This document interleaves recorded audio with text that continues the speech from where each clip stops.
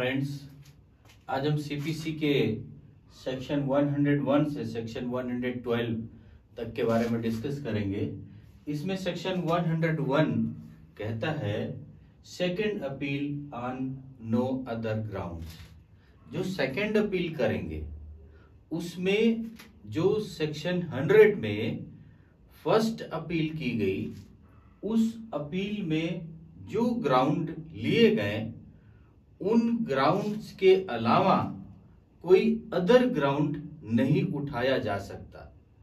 मतलब उन्हीं ग्राउंड में से अगर फर्स्ट अपील में कोर्ट ने न्याय के विरुद्ध जो वहां पर ग्राउंड उठाए, उन ग्राउंड्स में से जो न्याय के विरुद्ध उन्होंने डिसीजन किया कोर्ट ने, उन्हीं ग्राउंड्स को ले करके हम सेकंड अपील करेंगे। अगर उनमें से हमने कोई नया ग्राउंड बनाया तो सेकंड अपील लाई नहीं करेगी। सिंपल सी बात यह है। सेक्शन 101 ये कहता है। सेक्शन 102 क्या कहता है? No second appeal in certain cases. कुछ ऐसे केस हैं, कुछ ऐसे लिमिटेशंस हैं, उन लिमिटेशंस की सेकंड अपील नहीं की जा सकती। जैसे no lie less than 25,000 rupees for recovery, या ओरिजिनल सूट की वैल्यू अगर 25,000 रुपए से कम है, ओरिजिनल सूट की वैल्यू अगर रिकवरी में न्यायालय 25,000 रुपए से कम की करता है तो वह सेकंड अपील उसकी मेंटेनेबल नहीं होगी और उसका सेकंड अपील नहीं की जा सकेगी।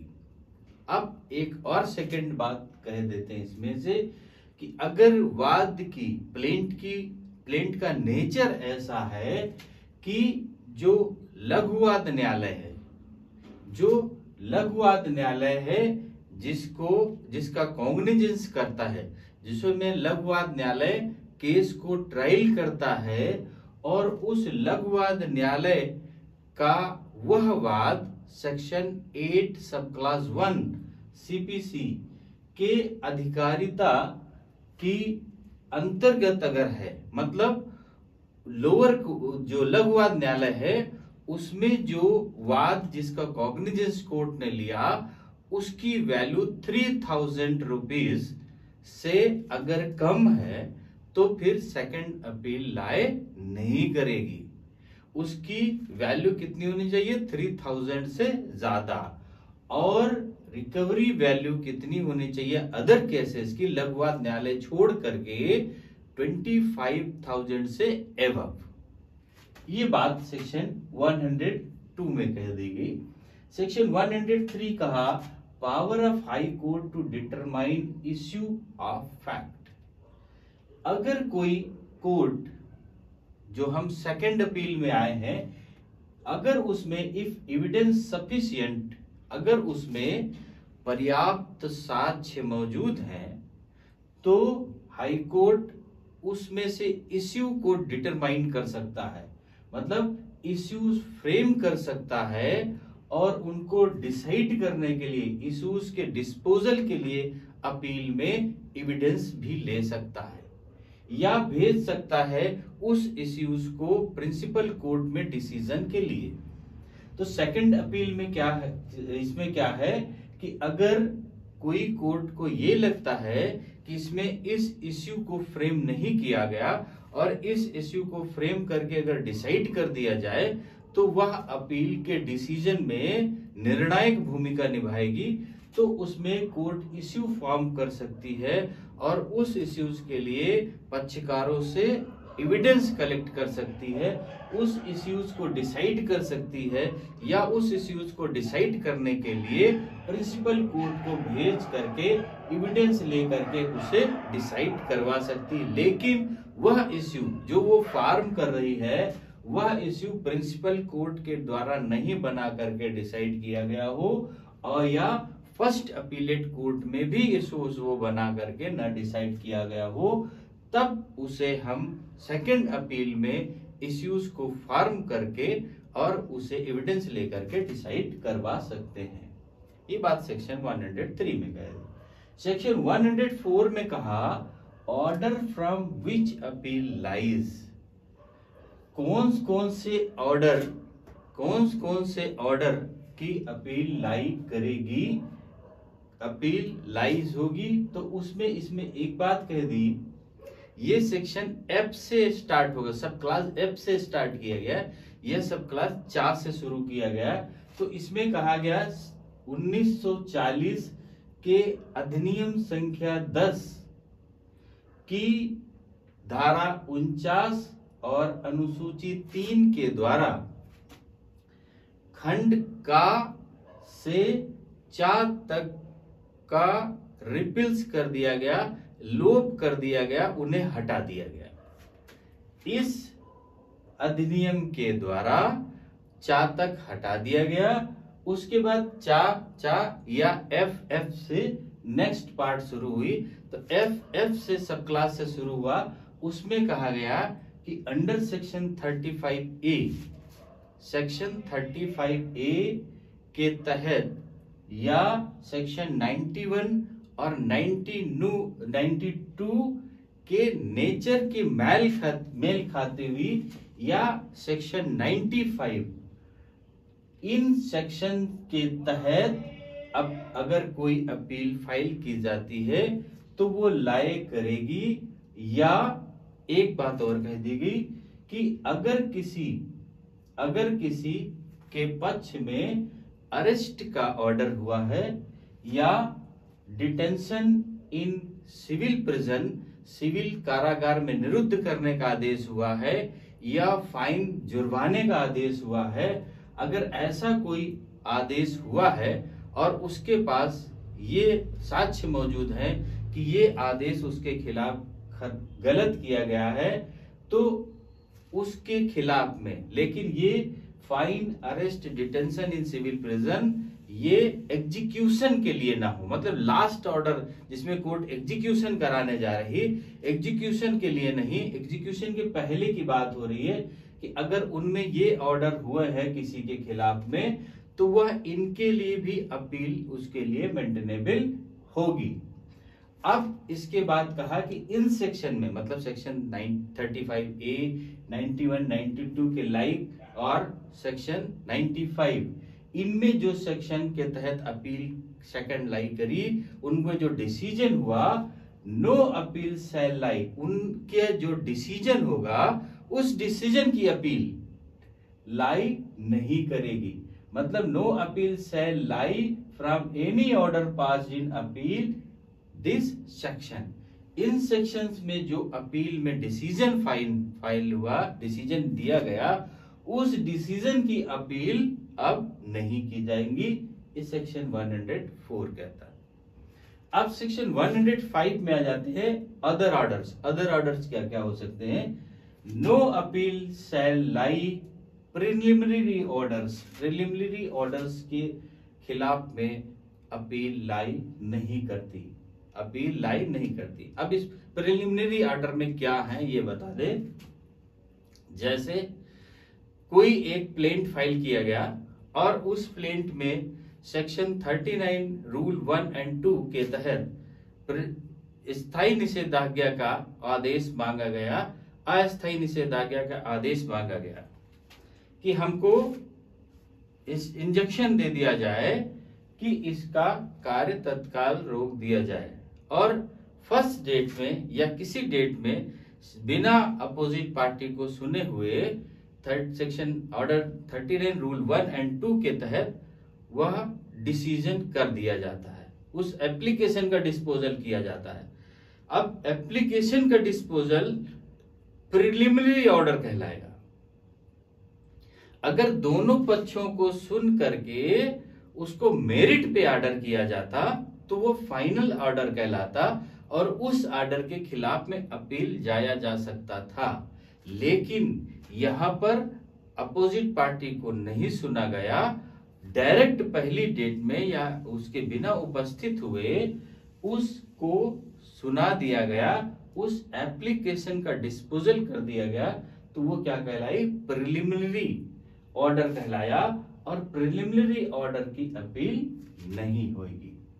अब इन्होंने कहा डिग्री इन अपील फ्रॉम, और अगर उसकी डिग्री कर दी मतलब फाइनल ऑर्डर किया गया, अगर फाइनल ऑर्डर किया गया और फाइनल ऑर्डर में एरर है, डिफेक्ट है या इर्रेगुलरिटी है उस ऑर्डर में, इसमें जो फाइनल ऑर्डर किया गया, फाइनल ऑर्डर में एरर है, डिफेक्ट है या इर्रेगुलरिटी है, तो ये एक ग्राउंड हो सकता है अफेक्टिंग द डिसीजन, और इनकी वजह से जो ऑर्डर है वो कुछ और होना चाहिए लेकिन हो कुछ और ऑर्डर जाता है। किसकी वजह से, उस कमी की वजह से, उस डिफेक्ट की वजह से, उस इर्रेगुलरिटी की वजह से वास्तविक ऑर्डर नहीं हो पाया और ऑर्डर गलत हो गया, तब वो ऑर्डर को डिफेक्ट डाल रहा था, उसके लिए मतलब इन्हीं गलतियों के लिए, इन्हीं कमियों के लिए ये ग्राउंड हो सकते हैं हमारे अपील के।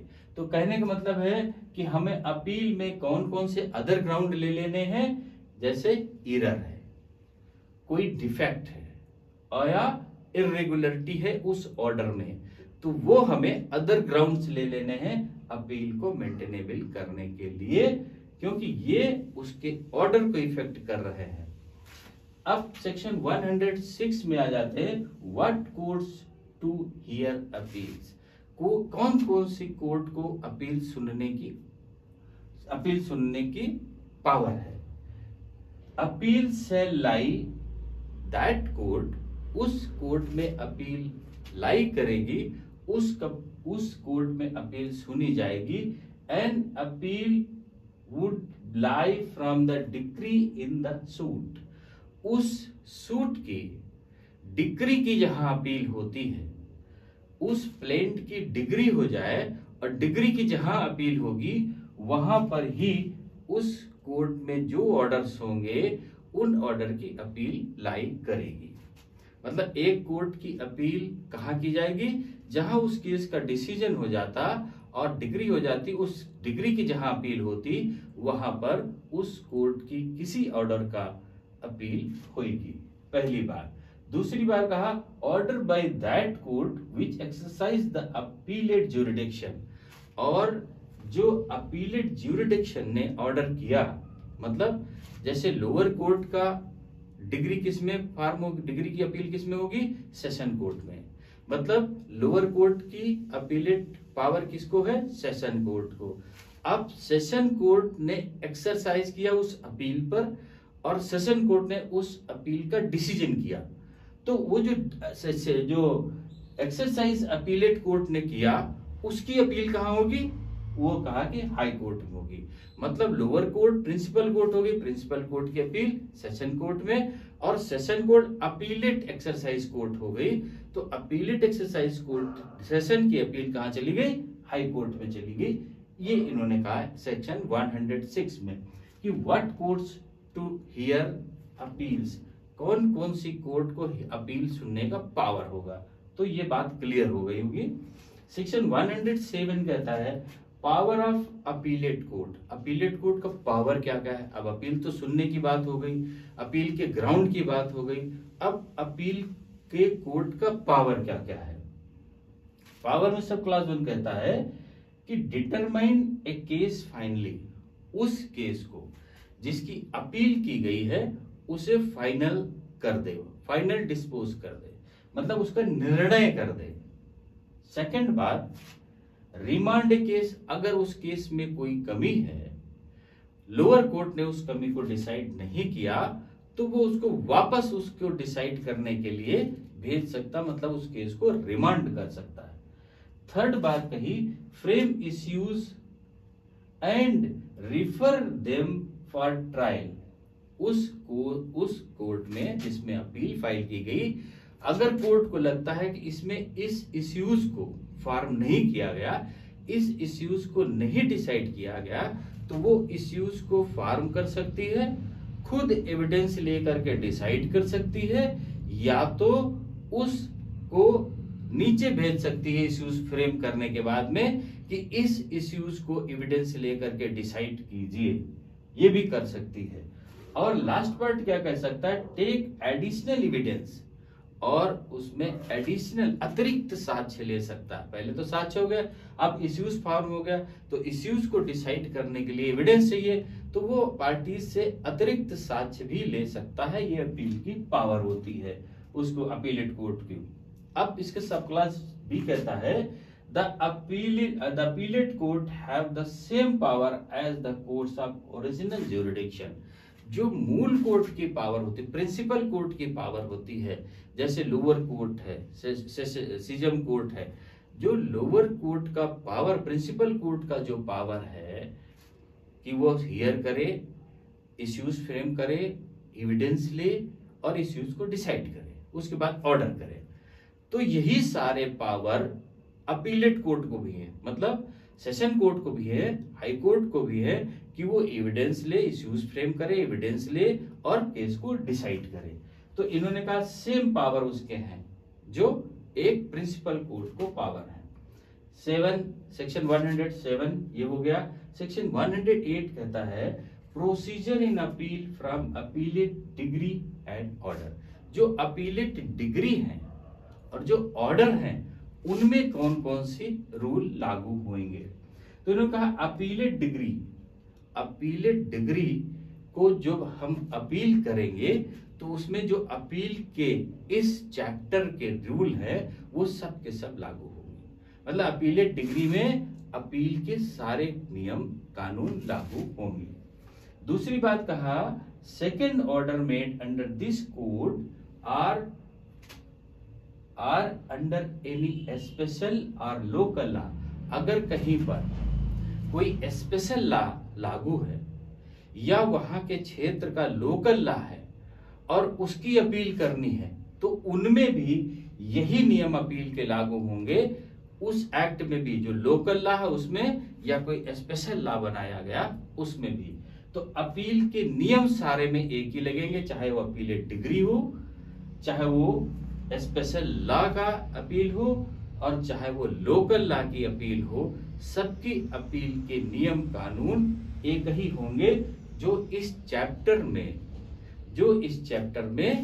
लिखे गए हैं। ये सेक्शन 108 कहता है। सेक्शन 109 कहता है when appeals lie to the Supreme Court. Supreme Court में अपील कब लाई करेगी, इस बात को सेक्शन 109 में कहा गया। Provisions for chapter 4 of part 5 of the constitution of India.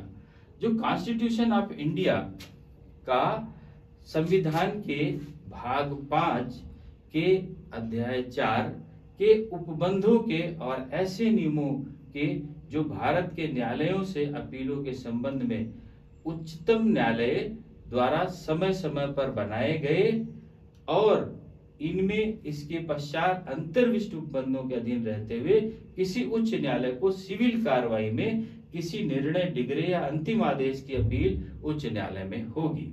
अब इसमें कहा कि जो प्रोविजंस हैं चैप्टर किसके 4 और पार्ट 5, इससे संबंधित जितनी भी अपील होंगी वो या हाई कोर्ट के द्वारा डिग्री जो फाइनल ऑर्डर है वह या अपील जो डिसाइड किया, उन तीनों के खिलाफ में हम सुप्रीम कोर्ट में फाइल कर सकते हैं अपील को। अब उसके लिए क्या होगा, सब्सटेंशियल क्वेश्चन, इंपॉर्टेंट बात आती है। एक substantial question of law of general importance opinion of the high court. High court की ओपिनियन में एक जनरल क्वेश्चन अगर बनाया गया है और वो समझती है कि इसे सुप्रीम कोर्ट को डिसाइड करने के लिए भेजना चाहिए, तो वो जनरल सब्सटेंशियल क्वेश्चन को भी सुप्रीम कोर्ट में भेज सकता है हाई कोर्ट, और वहां से सुप्रीम कोर्ट उसको डिसाइड करके हाई कोर्ट को निर्देशित कर सकती है। जैसे अभी पहले आ चुका था कि लोअर कोर्ट को अगर कोई सब्सटेंशियल क्वेश्चन मिलता तो हाई कोर्ट को भेजेगी, हाई कोर्ट को उसको भेज देगा। वैसे हाई कोर्ट को अगर किसी अपील में लगता है कि इस क्वेश्चन को डिसाइड करने में प्रॉब्लम है तो वह उस क्वेश्चन को सुप्रीम कोर्ट को भेज सकता है, सब्सटेंशियल क्वेश्चन को, और उस क्वेश्चन की राय सुप्रीम कोर्ट से ले करके उसका डिसीजन उसी के अनुसार कर सकता है। ये बात सेक्शन 109 में कह रही है कि सुप्रीम कोर्ट की अपीलें कब होंगी। अब सेक्शन 110 को रिपेल्स कर दिया गया, सेक्शन 111 को भी रिपेल्स कर दिया गया।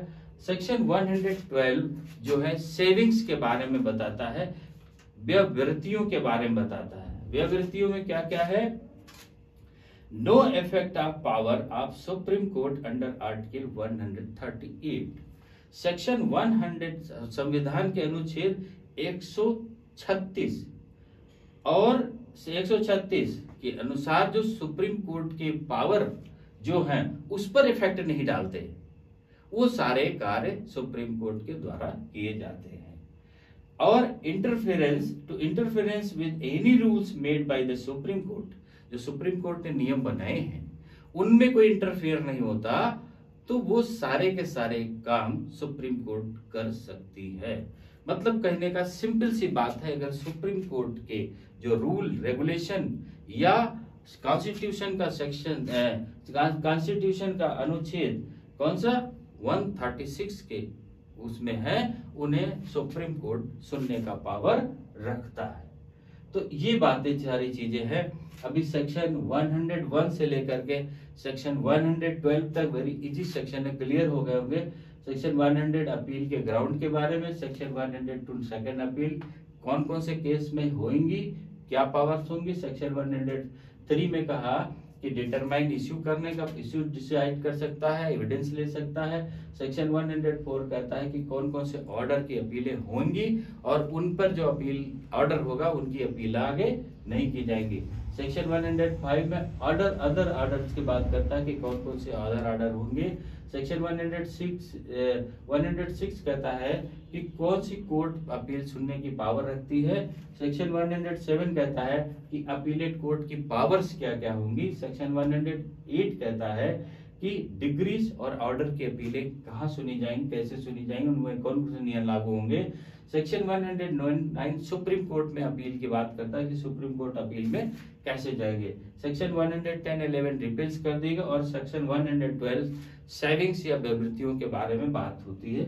अब सेक्शन 113 से हम नेक्स्ट पार्ट में मिलेंगे। ओके, थैंक यू, जय हिंद।